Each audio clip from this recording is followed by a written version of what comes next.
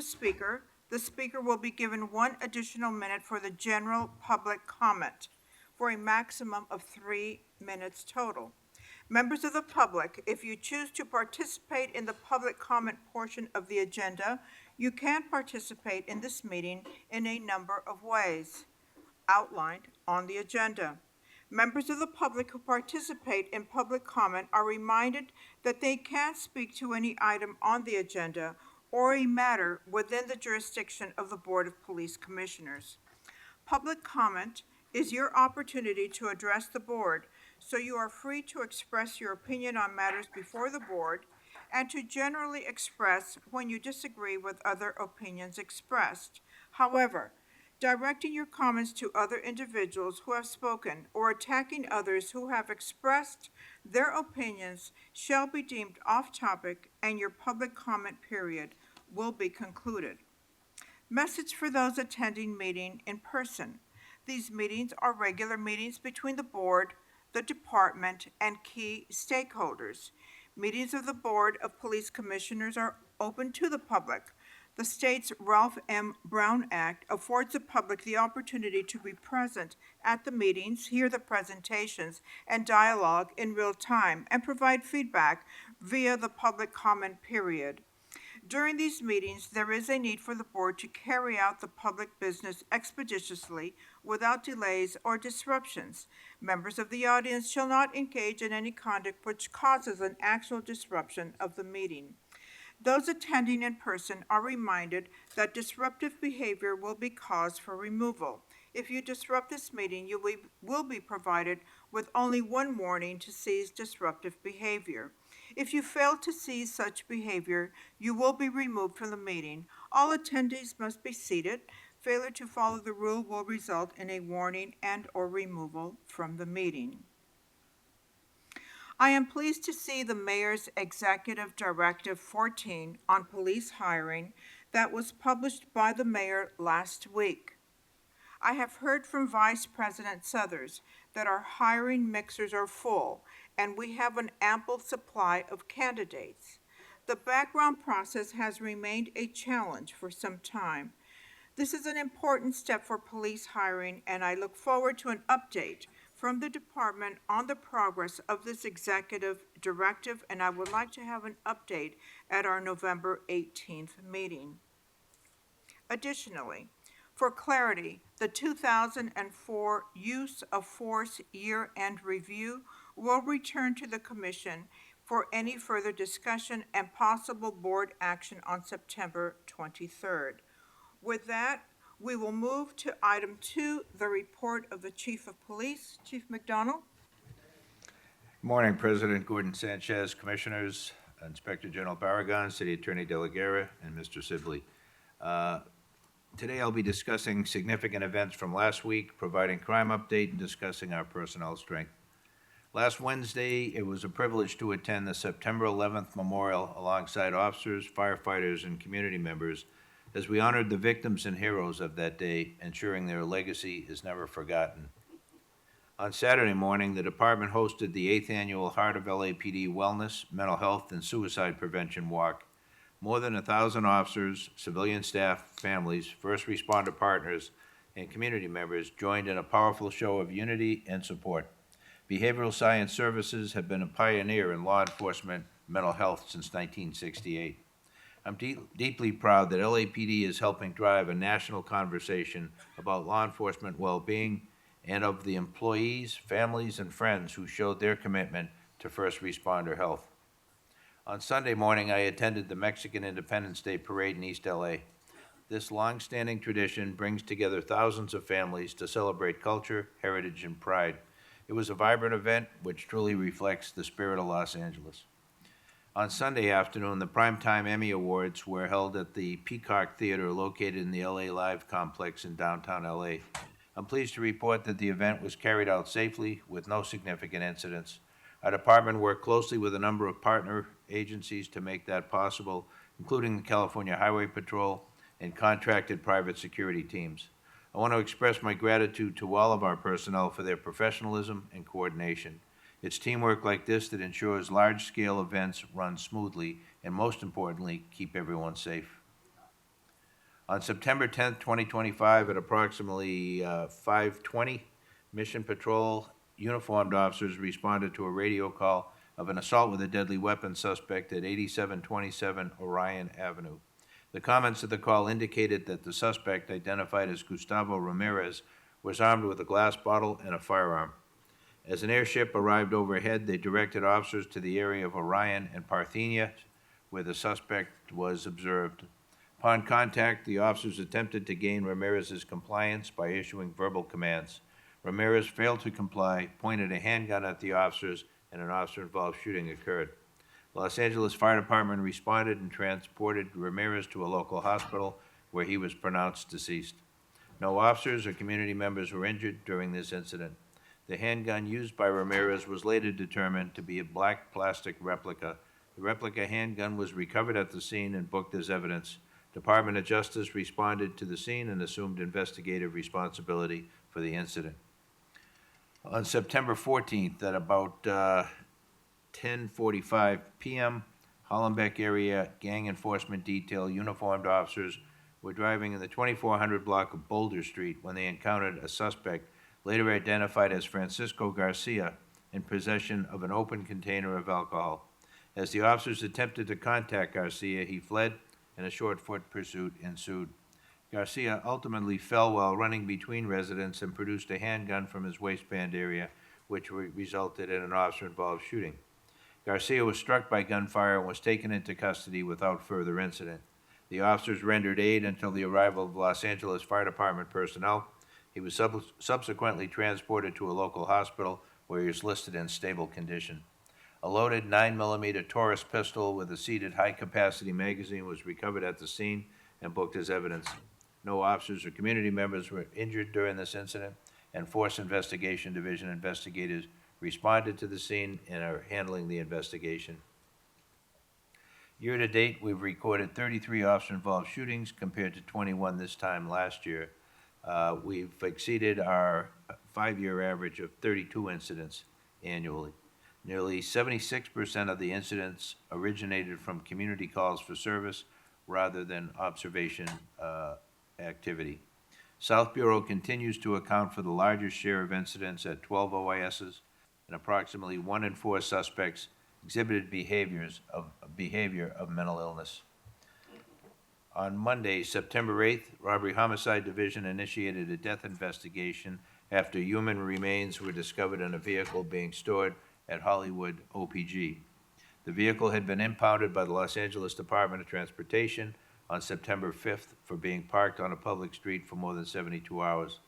The circumstances surrounding the discovery remain under investigation, and the Los Angeles County Department of Medical Examiner is conducting the cause of death determination and identification of the decedent.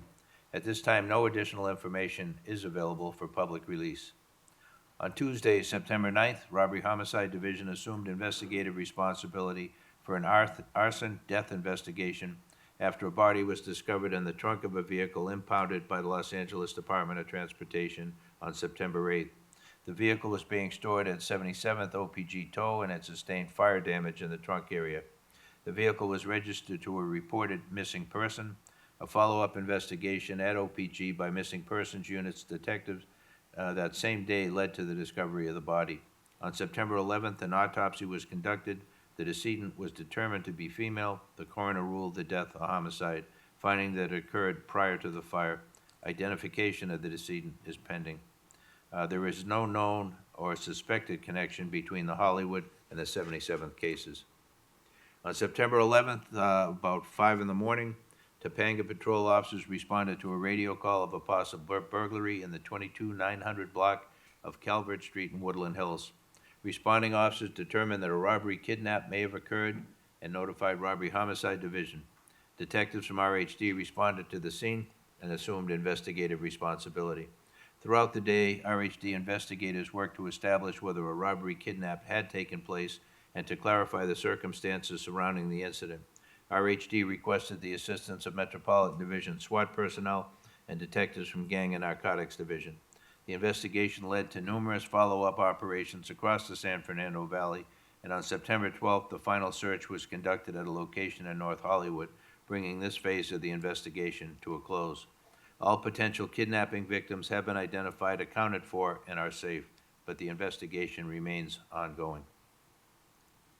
On September 12th, Metropolitan Division B Platoon officers were conducting an investigation into a burglary crew and were monitoring several suspects connected to the group. While doing so, officers observed the suspects in Topanga Division. Shortly thereafter, a burglary radio call was generated in that area. Responding officers spoke with the victim and obtained surveillance footage of the suspects and their vehicle. Metro officers located the vehicle and relayed information to additional responding units, as well as to an LAPD airship. The airship tracked the vehicle as it began driving in a manner consistent with their attempt to flee the scene. As the suspects entered West Los Angeles Division, the vehicle briefly stopped, allowing one suspect to flee on foot. That individual was quickly taken into custody by responding officers. The suspect vehicle continued to flee, eventually traveling to Central Division, where it entered a parking structure in an attempt to evade the airship. Officers temporarily lost sight of the suspects, but later located the abandoned vehicle and recovered evidence from it. Additional officers responded to a residence in the city of Compton. A short time later, one suspect arrived at the location and was taken into custody without incident. Metropolitan Division personnel and Topanga Division detectives subsequently served search warrants at the Compton residence and another location in South Los Angeles. Both suspects were arrested for burglary. For the most recent 4-week period, August 17th through September 13th, we've seen a 7.5% decrease in combined person and property crimes compared to the previous 4 weeks. Person crimes were up 3.8%, and property crimes were down 10.7%. Year-to-date homicides are down 22.7%, with 49 fewer lives lost compared to this time last year. However, over the past 4 weeks, homicides were up 29.4, or 5 people, compared to the prior period. Year-to-date numbers show 7.4% reduction in victims shot, or 55 fewer victims compared to last year. Aggravated assaults rose 4.8% over the past 4 weeks. Citywide robberies are up 5.2% over the last 4 weeks. Strong-arm robberies remain the largest share at 50% of the total robberies, up 3%. Firearm-involved robberies are down slightly, just under 1%, and robberies at Estes-type locations like retail stores are down 4.5%. Burglaries saw an 8.8% decrease citywide over the last 4 weeks. Residential burglaries fell 7.9%. However, there were increases noted in Northeast Division and Pacific Division. Non-residential burglaries fell 10.2%. However, increases were noted in Van Nuys and West LA. Motor vehicle thefts are down 5.8% over the last 4 weeks. The most frequently stolen vehicles were Chevrolet, Toyota, and Hondas. The most frequently stolen models were Tacoma, Silverado, and Accords. Our personnel strength, sworn personnel as of September 6th is 8,697. Civilian personnel professional staff is 2,563, and we're currently at 343 for reserve officers. Thank you, Madam President. That concludes my report this morning. Thank you, Chief. Sure. We will now entertain any questions from the commissioners. Commissioner Burgess. Excuse me, yes. Thank you, Chief. We'll now entertain questions by the commissioner. Commissioner Gurgis-Shields? Thank you, Madam President, and thank you, Chief, for the report. First of all, I'd like to commend the Behavioral Sciences Services for their work both with the LAPD Heart of LA Walk and also all that they do both for department members caring about officer wellness and also their commitment to helping with de-escalation in certain, serious ongoing events for members of the community. So with regards to the officer-involved shooting on September 10th, you indicated that, there was a assault with a deadly weapon call. Someone reported this individual having a firearm, but later what was discovered at the scene was a replica one. And because this person did not survive that shooting, that the Department of Justice, so California Department of Justice, is actually investigating this event, correct? Yes, that is their protocol, that if it's, if the person is unarmed or has a weapon that is not an actual fireable weapon, then they take over the investigation.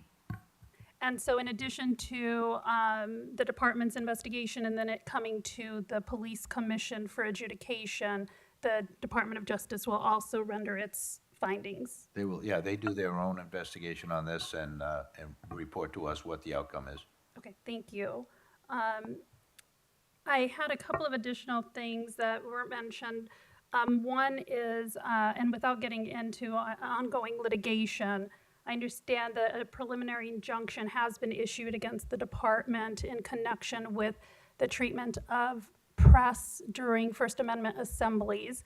And can you confirm that the department is making sure that every member of the department is aware of this order and is complying with it? Yes, I can. We issued a directive on Friday afternoon, Friday evening, and everyone is required to acknowledge the receipt of that.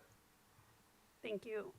And hopefully, and I think Chief Choi had previously said at one of the prior commission meetings that this is something that is like discussed at roll calls or pre-briefings, things like that. Is that correct? That's correct, yeah. No, it's extensively talked about. Our protocol is, we respect the right of the media to be able to do their job when they're out there. When they're in an environment, much as our officers are, where a non-lawful assembly has been declared and officers need to move the crowd to protect everybody in the environment, when less lethal projectiles are used, too often, people there that are not the intended targets can be hit because some of the munitions used send out rubber projectiles that bounce but don't bounce regularly. So more like a football than a baseball when they do it. So you can have somebody who is inadvertently struck if they're in that environment, and it happens to police officers as well. Thank you, Chief. One last question I have, just given kind of what's happening in our world today and the increase in political violence, including, what we all saw on television with the assassination of Charlie Kirk, is that, sorry, ma'am, I am speaking if this is your first warning. But you also are getting your first warning, sir. Is the department doing anything to ensure that its events that are happening within the city does have, the support and making sure that everyone is being kept safe? Yeah, anytime we're aware of a public event, we do an assessment and try and put things in place to be able to ensure the safety of everybody at an event. Sure. Next, Commissioner Fabian, any questions? Yeah, good morning. Thank you, Chief. Sure. So you mentioned a reduction of 22% in homicides Yes. year to date, however, an increase in the last 4 weeks. Right. What are we doing as a city, and what are you all doing as a department to work with some of the alternative response systems that exist out there, in particular with intervention? Yeah, thank you for that. Yeah, we look at each of the homicides, and if there is a nexus to street gang activity, we certainly reach out to our partners with GRID and some of the other organizations that are out there, interventionists, to be able to ensure that we're on top of it. We get as much information as we can. We put strategies in place as far as our deployment, but also using their expertise to intervene and to try and prevent certainly any retaliation shootings or activity in that regard. Thank you, Chief. And I've gotten feedback from the intervention agencies that there's potentially some need for maybe revisiting the way the relationship has been functioning with the department. Sure. So if we can sit down and have Love that to. conversation and maybe loop in some of those Okay. specific agencies to see what the issues are and how we can find That'd be solutions great. to No, that. thank you. Thank you. Thank you. Anything further? Okay, thank you, Chief. We will continue now to a public comment. Madam Secretary? Okay, up first we have Carolina Goodman.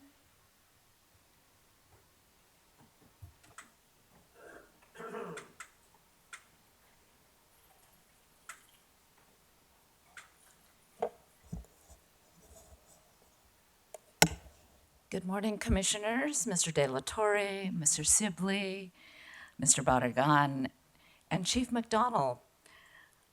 I bring you greetings from your townie, Jean Thompson. I'm Carolina Goodman, representing the League of Women Voters of Greater Los Angeles, here to address LAPD's AB 481 annual report on the use of military equipment. In 2022, we provided input for LAPD's original AB 481 policy, and again in 2023, LAPD welcomed our input for the first annual report, quoting from the AB 481 statute. Within 30 days of submitting and publicly releasing an annual military equipment report, the law enforcement agency shall hold at least one well-publicized, conveniently located community engagement meeting at which the general public may discuss and ask questions regarding the annual military equipment report.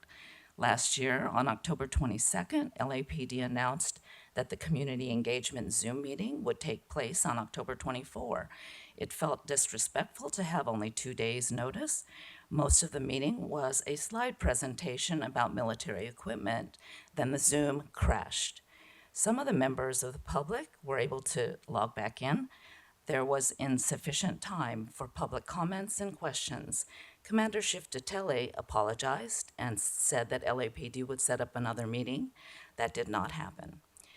At last Tuesday's commission meeting, LAPD presented the AB 481 annual report for 2024. There was no mention of a community engagement meeting. The law is clear. LAPD must hold a meeting at which the public may discuss and ask questions about the annual military equipment report. We hope that you will provide more than 2 days' notice.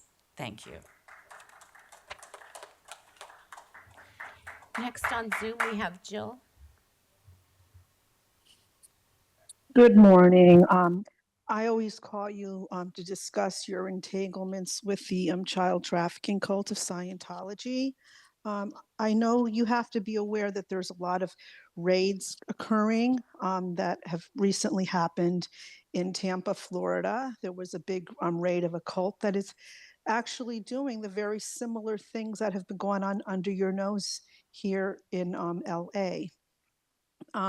You need to really avail yourself of the abuses of this cult that's in your neighborhood. There is a lot of crime still going on. I want you to take it seriously. I'm going to keep bringing up your past that you did not go in and investigate when there was a help sign in the window at L. Ron Hubbard Way. There were exigent circumstances that you could have gone in and helped save people. There's been, the Homeland Security has a website talking about trafficking and everything. I don't know why you're not reading about that and learning about cults in your neighborhood. There was even the TikTok cult that was raided in LA, and they are doing the same exact thing that was done, that's been going on for years in Los Angeles. You really have to get your noses out of the wheres of this cult of Scientology. They're safe pointing you. You need to understand Operation Snow White and how you were infiltrated. The internet is widely available for you. Your kids can tell you all about Scientology and everything that's going on with the South Park episodes. You really need to do your research. This is just a shame, I'm sure. And also, this is not hate speech. We're seeing all this thing with the Charlie Kirk situation and how everyone's going to investigate speech and hate speech and blah, blah, blah.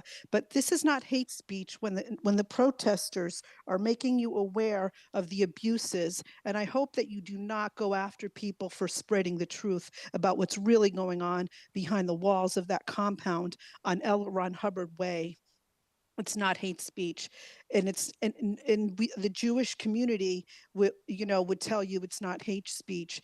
There's a lot of things that are done to Jews and other religions, but this is not the same thing when they go after protesters telling the actual abuse that's going on. within other religious organizations, they do not do this to children, especially in Jewish preschools. They do not do what they do to the kids in the schools of Scientology. They follow the rules and laws of the land, unlike the Scientology cult that does not, with educational neglect, medical neglect, and forced purification rundowns, which cause absolutely toxic niacin levels and making kids sit in saunas for 5 hours. Bye. Next, we have Laura Anderson.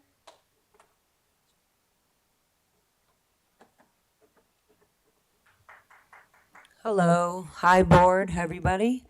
So just to add to that and Scientology, today I have the book from Jamie Mustard. This is not a gift, this is evidence for every single one of you. He specifically wants a message for every one of you inside the book on a very nice goldenrod color, which is the color that they print your name on when you get declared or excommunicated from Scientology, so that the whole inside of Scientology knows this person's bad, never speak to them again. That happened to me, and that happened to almost every single person that has tried to explain their childhood in the culty crime organization of Scientology.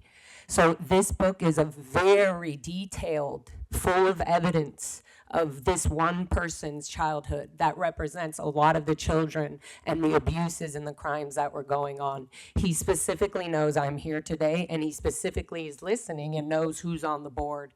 There's a note for each one of you with your name on it. If I could give this to you, please take the time and read it. It's not hard to read. He wrote it in a way, this is super hard. Somebody being super programmed and only knowing the language of Scientology, it's like coming from another country. It's like coming from another world and trying to decipher that. He wrote this in a way where he explains in very clear words without the language of Scientology. And that may seem like, oh, okay, but that was really hard for him to do. Another book is called The Expert Witness by Jesse Prince. He was in the 80s and the 70s, part of the head structure of this organization. So this book specifically is the child in the 80s and the 70s that was born, and then later I was born right after this. So this is just giving you an idea of how some child was torn away from their very, very okay, well family. And in detail, how this was allowed to be infiltrated into the city. The next book is also The Expert Witness. These are two people. I just met with Jesse Prince yesterday. This is somebody who took 7 years to write The Expert Witness, and The Expert Witness book is all about the top head crimes of how they got away and infiltrated everything. So this isn't a gift, this is evidence. This is for me to know that for the rest of the voices of the kids of Scientology, I came here and specifically made sure you get this. Thank you. Please take your time and read it. It'll give you 10 hours and you'll be done. Next over Zoom, we have Maria. All items, please. Okay, 3 minutes. Chief, you attended a parade the other day surrounded by many wonderful people. However, the only one not so wonderful is the assistant chief standing next to you in the photo headquarters posted yesterday. And I'll briefly tell you why. It seems that you are promoting a toxic culture Moore left behind. One of Moore's toxic members was Bobby Arcos. When Commander Liliana Carranzo recently won her appeal, costing the city millions, she testified that she asked then Chief Arcos to intervene in the horrible things she endured. Under oath, Arcos admitted he did nothing, and we all know Moore was behind that. This is the same Arcos who served as a character witness for Chief Labrada after evidence shows Labrada was guilty of stalking and terrorizing a female LAPD officer. Guess who Arcos mentored? Recently promoted Chief Hurtado, a man who has literally and figuratively wore Arcos's badge as a lieutenant. Hurtado record speaks for itself. He will be proven to have committed perjury and attempted to destroy a good person's reputation only after he was caught committing misconduct. He began having an affair with a woman he met at the LAPD Wives Club function, breaking up the family of an LAPD Valley traffic officer. I also believe at the same time he was dating another LAPD officer, daughter of a female traffic officer.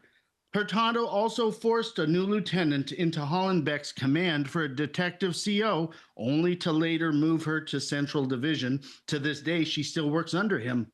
Now I'm hearing that a brand new Newton captain had to be quietly moved to Southwest in the middle of the night because Hurtado once again had an inappropriate relationship. I thought 30 by 30 meant 30% women in the department by 2030, not a command staff member dating 20 officers in 2030. Now you have 2 or more experienced female commanders, one being Carranza, having to report to a misogynistic, lying command officer that tarnishes the badge he wears every day. Let me remind you, Commissioner, Arcos was your top pick to be the next chief. Now back to Hurtado.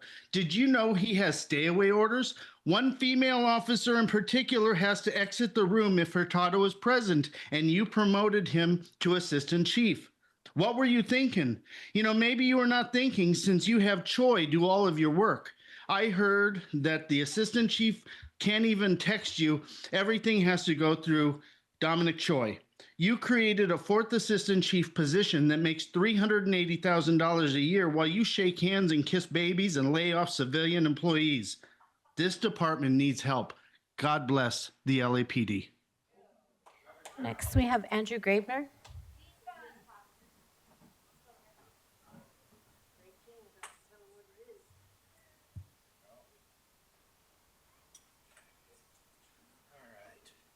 So, as I begin my public comment, I'd like to acquaint the commissioners with this little device right here. This is a microphone.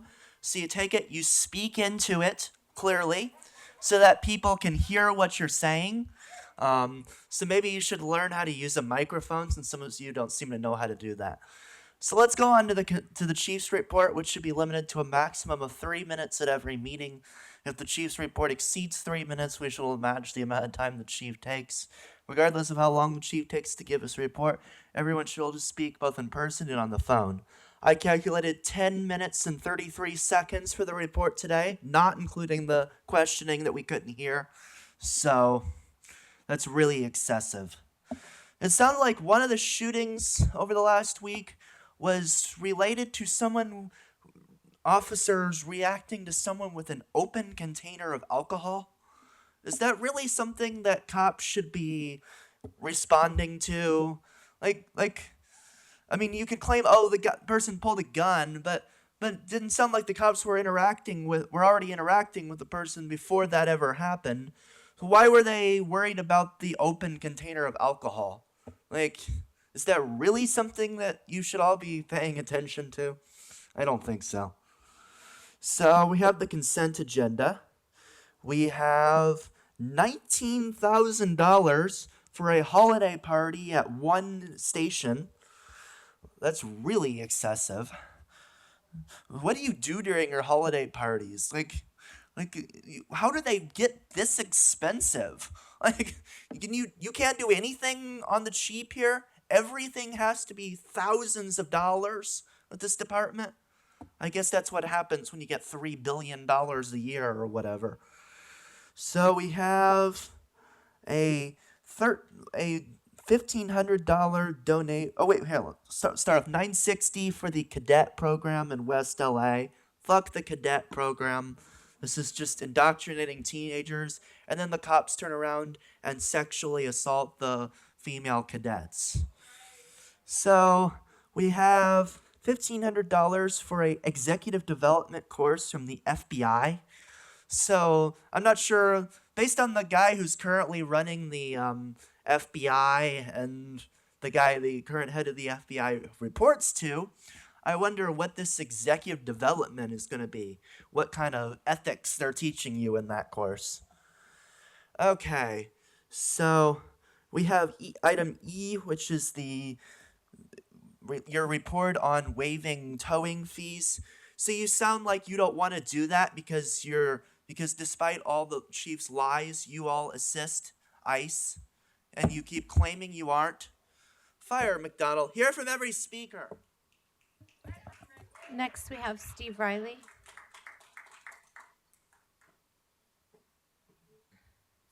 Steve Riley, you're on. Yes, thank you. Okay, 3 minutes. Thank you.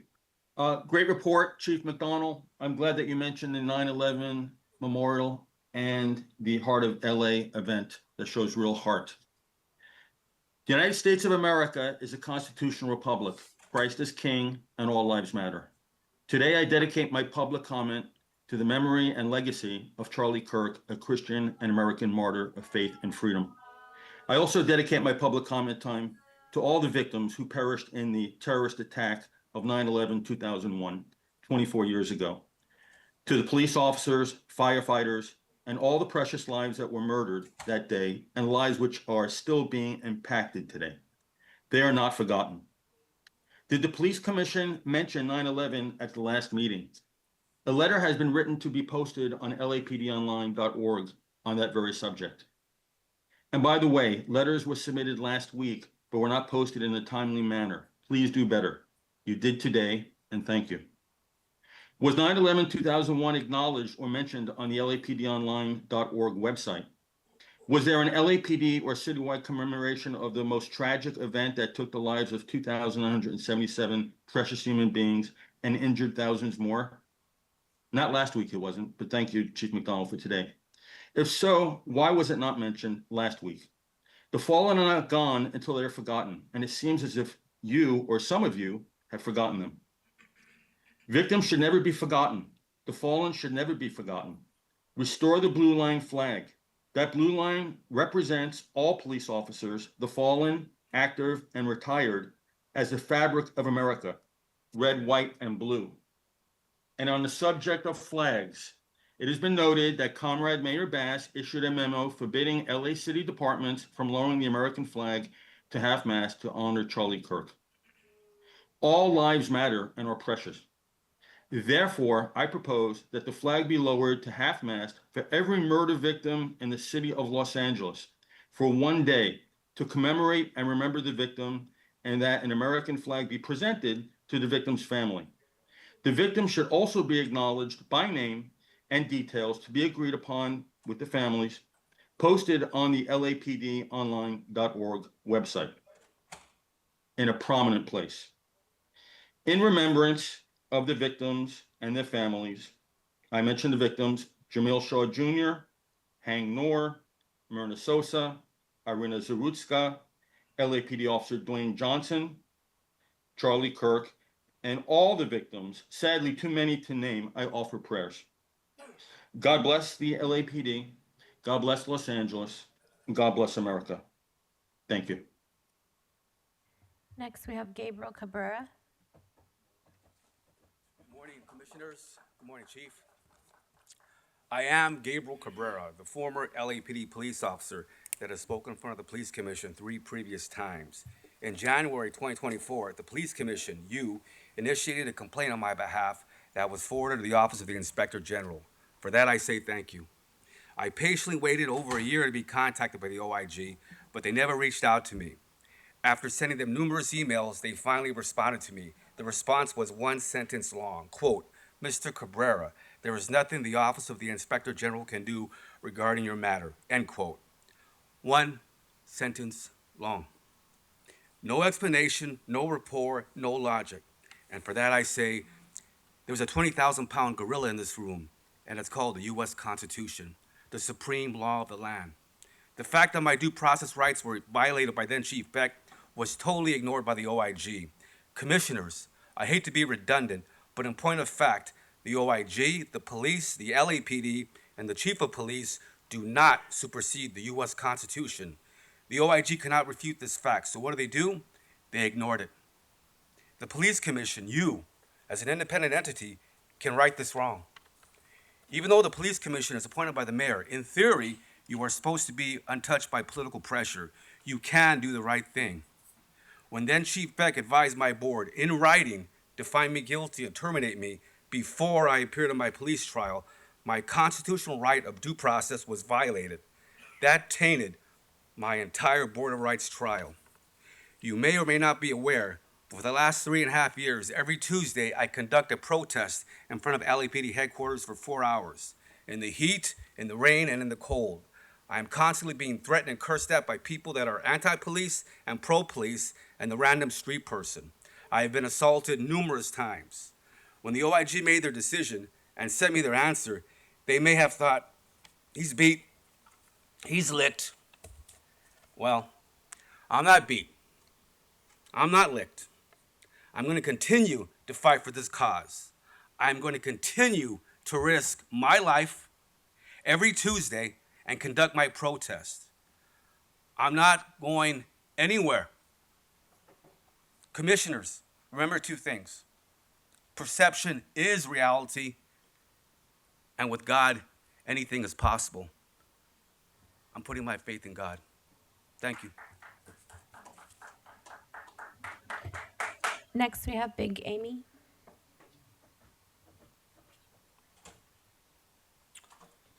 Good morning. First of all, I would like to offer my support to the previous officer. I really definitely wish that our chief can send someone to reach out. And then that is exactly the protest I talked about last week, because he has been doing that for several years. You just heard from him. There is no violation. There's no attack on the officer. There's no impeding traffic. Everything done in a legal way. That is what we call it, protest. But the other kind of Black Lives Matter protest, throwing object, taking over the street, taking over the store, Allow no disruption, please. billions of stores and property was looted and damaged. There's not a protest. That is called rioting. That is called committing a crime. So there's a huge difference between that. Second of all, just like the previous online speaker said, I want to offer my condolences to Mr. Charlie Kirk, the one who always activate debate, discussion, but always in a peaceful way. Charlie Kirk never looted a store. Charlie Kirk never just take over the street. Charlie Kirk put a table in a discussion all over the university campuses. So I admire that, and then I respect that, and then for all of the Charlie Kirk supporters, for all of the Charlie Kirk family members, I offer you my deepest condolences. Second of all is that I want to talk about the the rape number, Chief. Yes, I think Mr. George Buzzetti just answered my question, because every time I come here, I heard the chief are saying officer numbers are down and the crimes numbers are down, and I couldn't understand the reason why. But right now, I find a report from the LAPD website, page on the 667. From 2023 to 2024, there is a 62% increase in rape. But however, we never talk about that. You never talk about it, because in 2025, you are comparing to the previous year, and you are saying 3% decrease, 2% decrease, which is true, and then that is okay. But I do want to say a word, Chief, and also for all the commissioners, that when the previous year we increased by 62% in rape, and then somehow right now we are saying we reduced by 2%, there's no celebration right there. There's still a problem that is shortage of officers on the street. There's still becoming some sort of a new normal to attack officers. They become a new normal to randomly just disobeying the orders of officers. That's the reason why we end up right here. The officers are too soft. Please stand up, LAPD. Next, we have Audit LA.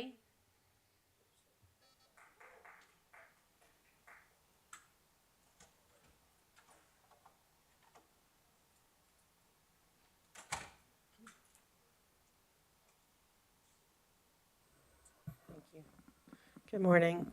I want to follow up also on Ms. Laura Pham. People from around the world, they've been asking, requesting that we read this book into testimony, and we can't, we know that. So thanks to Miriam who came up with the idea that, let's get these books into the hands of city officials so you can see firsthand what Laura is talking about, what we're all talking about. But I'm talking as an advocate. Laura is, and others, they're talking as victims. Actually, they were born and raised right here in LA. So it's, in Florida, but in this book, his story starts right here in LA. And you're going to find out and you're going to be shocked. And I hope you all read it. Please read it. A lot of people cared enough to make sure you're informed on what's going on. And the partnerships that you have had, they're on your CPABs, they're, Scientology, they've been breaking all kinds of laws. And I think you just have to have awareness and see another side of it. See the side from the victims who are saying, this was my reality. This is the hell I was raised in, the neglect, the abuse. He, as a child, didn't know how to brush his teeth until, I think he was like 8 years old. And even the bathing, it's just egregious. And when I read the book and I'm like, this is in America, this is in my city.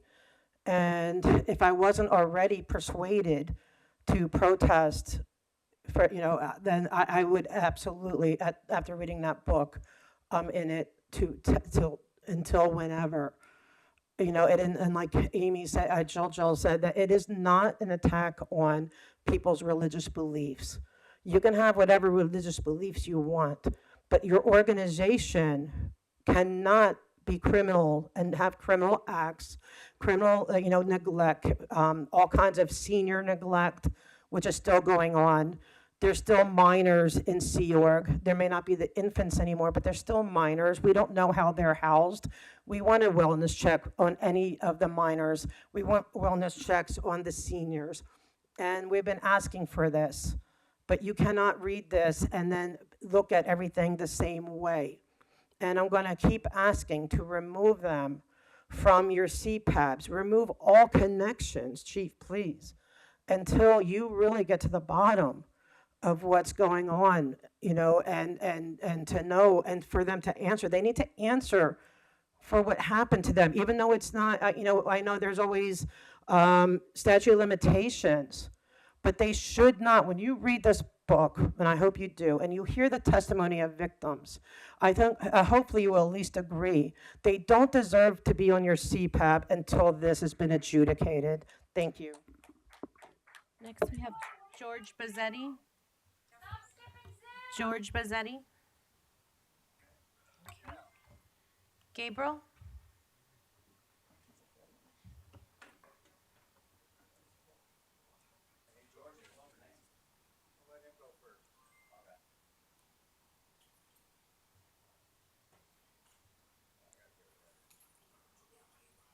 Hello. Hello, my name is Gabriel with Central CSO, and I am one of the co-chairs for our Police Accountability Committee.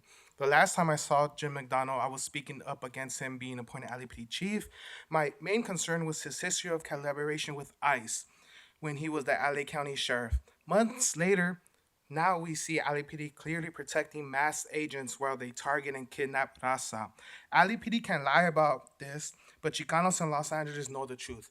Chicanos in Los Angeles have been victimized, harassed, and killed by LAPD for decades with no accountability. In Boyle Heights, LAPD has shot at least 19 Chicanos since 2015, with many being killed like Jose Mendez, Jesse Romero, Omar Gonzalez, and Jeremy Flores. Jim McDonald should know who Jeremy Flores is because the chief was there the day the unarmed Chicano was shot and killed.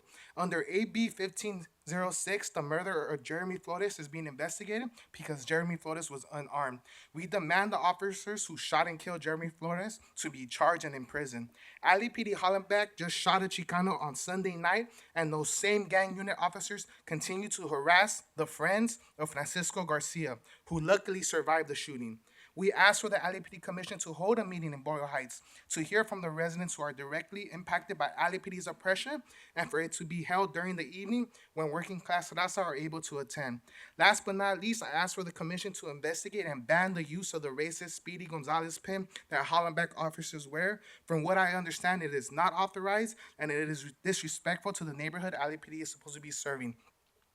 when Jim McDonald, when you were the sheriff of Alley County, you banned the logo, right? A Fort Apache logo, because it was racist and disrespectful to the community.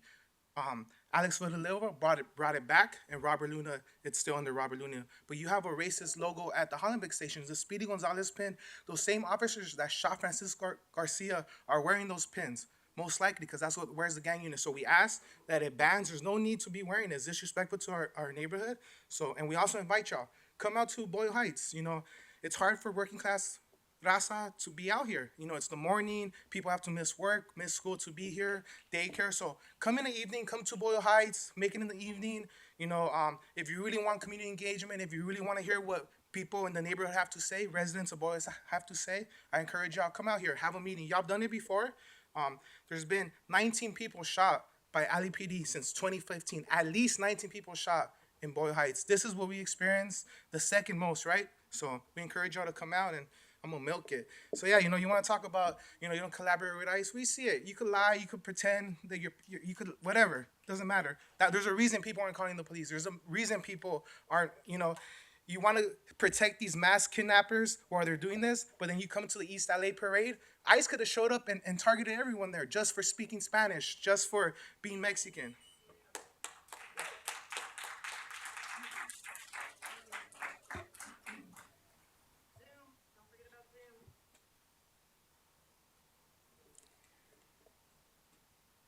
Have you guys read the information that I gave you on sociopathy in the jails? It's 30 to 50 times over normal society. Or are you just a bunch of lazy people because you apparently didn't read the report that the chief produced? Not only that, I gave you a pile on elder abuse, 10 times my van's been egged, 3 times sprayed with fire extinguisher to the side, which your office has never even heard about before. And the last time recently, the stupid fools left the receipt paid for with an American Express card, which means you can ID the fool. I gave you video of their pictures with an LAPD car going by and didn't do anything in the middle of the night while they're doing my van. Okay? Now, at the last meeting, the chief presented your 250-page report on crime. Damn, I actually read this stuff. I do speed read and shit, you know. And why did he forget rape? Huh, Chiefy? Because by your own report, it went up 61.5%, didn't it? Duh! Do you even know what's in your report? And then, what you report to the state shows, right here, document from the state, down 6.57%. Why, that's an 11-to-1 plus split. You're running 2 sets of books. Number one, that's fraud, potentially RICO, potentially Hobbs Act. Those are federal. Do you understand the position you're putting yourselves in with this BS? See, I caught LA Unified doing the same thing with their enrollment. Reporting that they had just a few percentage points of loss of kids when it was 28%.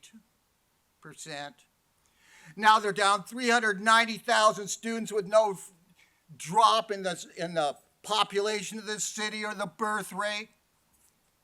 And guess where all those 390,000 kids are? They're on the street, in gangs, and in your damn jails. And since I've been in your jails twice, I know a bit about them. Because I'm trusted by the inmates. You people, you get put in there, you're screwed. I wasn't. Your fools threw me in with 100 gangsters to be beaten to death. Guess what happened? They asked me to come over and talk to them, so I taught hundreds of inmates evidence law and changed all those cases, including a murder one. Now, are you going to do your job and get down on elder abuse because you are mandated reporters?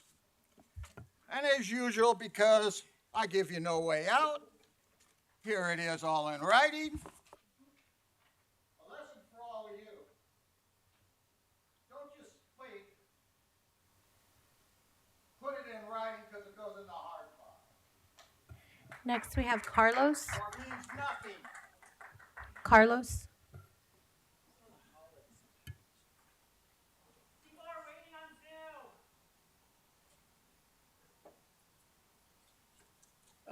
Good morning. My name is Carlos Montes. I want to speak on all items, the chief's report and also the report on a young man shot Sunday night. My name is Carlos Montes. Can you hear me? I'm a longtime member of Centro CSO, Community Service Organization in Boyle Heights. And I do remember that the commission one time had a meeting at Hollenbeck Middle School, long time ago. I think it was 2016, right? So you can't do it. So Sunday night, Francisco Garcia, a 30-year-old father of four, was shot 4 times. He survived. We talked to the family yesterday. But he could have been one of the many young Chicanos, some people say Mexican American, that has been killed over the years by LAPD Hollenbeck. Okay, Chief, I'm asking you to direct your captain, your police officers to stop shooting our youth, okay? Now, you mentioned that a gun was produced, but you weren't very specific. The media says brandished the gun, but your report said it was open container. Our district, open containers of white folks, hipsters all the time, day and night, downtown Broadway. They don't get harassed. Why do they target young Chicanos, right? So again, you're saying that open container, that he ran and he fell. Why the hell did they shoot him? A gun was produced after they shot him. Now, historically, LAPD does lie about the shootings. That's been proven in court of law, right? So maybe there was a gun there, but he did not point at him, he did not shoot at him. They shot him. They almost killed him. Maybe they planted the gun. There's been instances of police planting guns, okay? So Chief, again, direct your folks to stop shooting our youth. I remember 2016, I live in Boyle Heights, grew up in Boyle Heights. I graduated from Hollenbeck Middle School. 2016, there was 5 young men shot by LAPD Hollenbeck. 2 of them by Eden Medina. 2 of them were teenagers. We protested every other month. Finally, somebody got rid of Captain Baeza because he wasn't doing anything. They brought in, Al Labrada. I know you guys don't like him or whatever, but Al Labrada, bam, stopped all the shootings. He went into beanbag, tase gun, but at least they stopped the killing. So you can order your folks to de-escalate, to not go after small little petty crimes like open container, right? Yeah, so this year's theme of the Mexican Independence Parade, Eunice Hernandez, by the way, a council person, was Viva la Resistencia, long live the resistance. So I'm asking you also to stop LAPD helping ICE and FBI. You said yourself, they're doing traffic control. I drove by the federal building Sunday, and they're doing traffic control. LAPD cruisers blocking off Alameda. Come on, it's a waste of time, overtime. You said once, and I can't quote you, that if they call you for help, you're gonna help them. Hell no, leave them alone. This is a sanctuary state, a sanctuary city. If the feds are out there arresting, harassing, shooting folks, leave them alone, let them do their own thing. We'll take care of them, right? Mr. Montes, your time is up. My time's up. Thank you very much. Was that 3 minutes? That was fast. Next, we have William Good.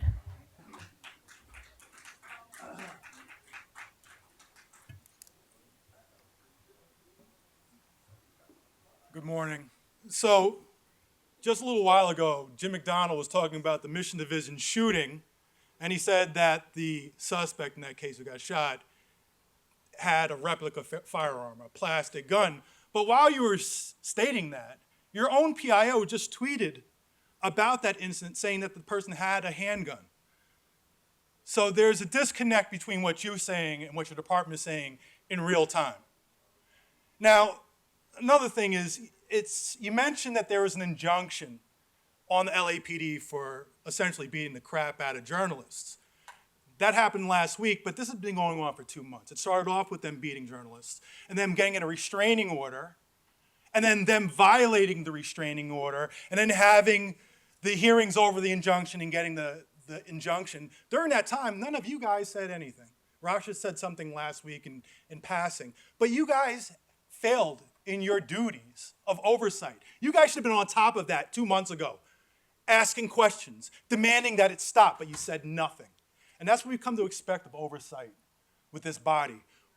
They've announced, Karen Bass has announced that she has a new person that she's putting on the commission. Jeff Scobin.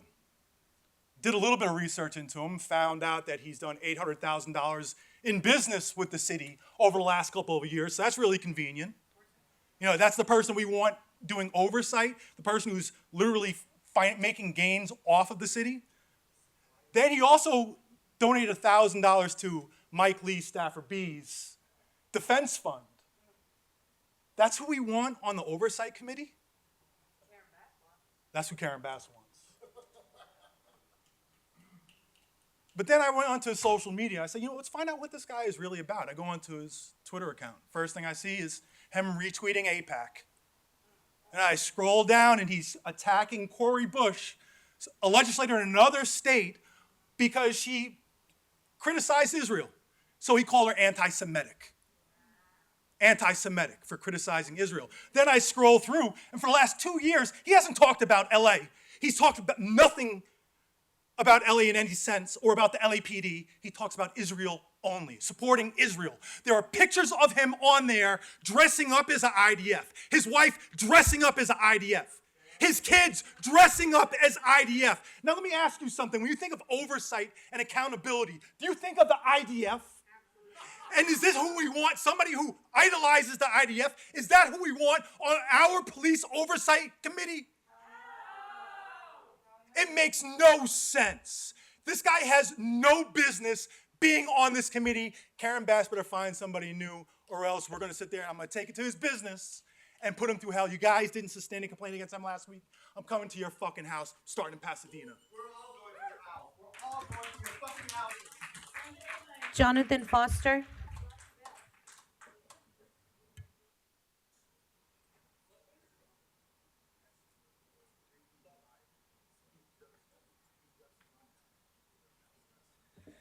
Hello, Jonathan Foster, not liked here. I support the police department. I wanted to say, I know you're the president now, but I had wrote this like 3 weeks ago. Praise to the activists for showing attentive listening.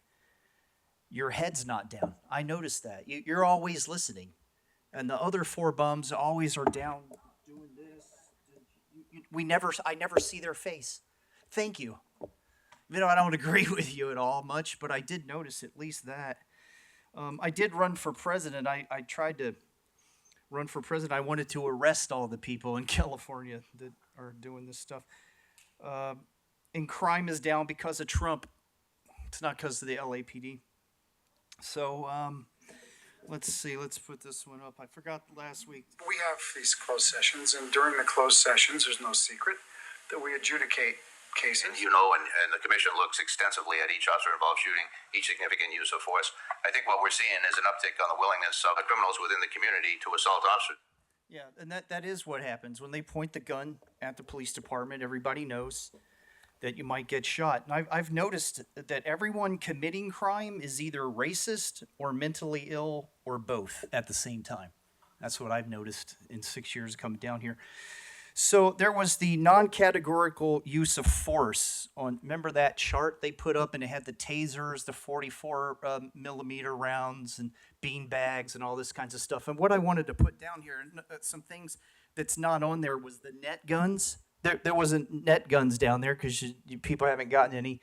And then where was the head-to-toe body armor that I've requested for 6 years? And that would have saved the person that didn't have a firearm, it was a fake gun. That would have saved that person's life. See, I'm always saving lives down here. All these commissioners been here for 6 years, haven't said what I said, or have no intent of what I've said. You haven't protected anybody. You're all guilty. All guilty. And then how many officers Another one that should be down here is how many officers were prosecuted when not following policy? There's nothing there. And this is what changes everything about what anybody can say about you, is if they were they were not following policy and then got prosecuted, they wouldn't have anything to say to this. Right? There's a lot of racism and a lot of other small things like information request acts that never get fulfilled. There's a lot of crap going on, but I'm here about the saving the lives. And more importantly, the officers, when they shoot and kill somebody, now they have a problem. Who's protecting the officers? That's why I call myself the chief of police. I'm the only one protecting the police officers here. This guy is not protecting. You people have not protected the police department. You're all guilty. Madam President, that's 45 minutes. We have 16 cards left. How would you like to proceed? Thank you, Madam President. This concludes the public comment. The commission will take a 10-minute break.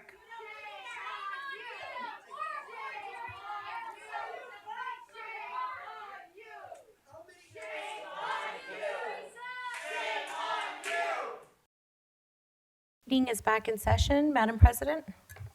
Oh, sorry. We will now hear agenda items for A, B, C, D, and E on consent. Do any commissioners wish to pull any items? No. Does not appear that they do. Commissioner Shields, would you like to pull any items? No. Commissioner Garcia? No. Commissioner Sanchez Gordon? No. Okay, do we have a motion to accept the recommendations for board action on items A, B, C, D, and E? Motion to accept the items from A, B, C, D, and E. Do we have a second? Second. All in favor, say aye. Aye. Aye. Motion passes 3-0 for A, B, C, D, and E. There being no further business, this meeting, do we have a motion for the meeting to be adjourned? Motion that the meeting be adjourned for today. Do we have a second? I second. Meeting is adjourned. Do we have a vote? All in favor, say aye. Aye. Aye. Okay, motion passes. Meeting is adjourned. Thank you. Thank you.